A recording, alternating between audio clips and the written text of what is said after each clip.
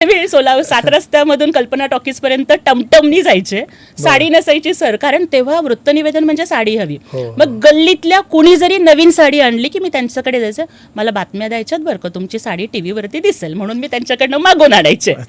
आणि मग बातम्या द्यायचे सर. एक बातमीपत्र करायला त्यावेळेला 3 तास लागायचे आणि त्या 3 तासाचे मला 50 रुपये मिळायचे. त्यामुळे असा हा सगळा चढ उतारांचा प्रवास आहे.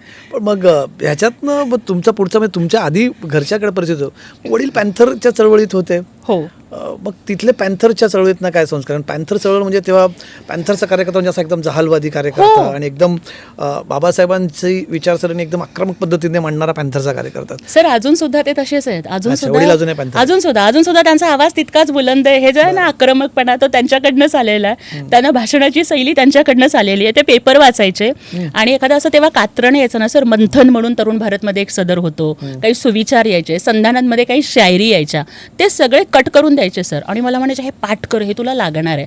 सर म्हणतात ना की विरासत में हर किसी को सोने चांदी जमीन जायदाद जहागीर नहीं मिलती, किसी को जिम्मेदारियां भी मिलती है. पण मला माझ्या बापाने ती जी कात्रणं दिली ती अजून जपून ठेवलेली आहेत सर.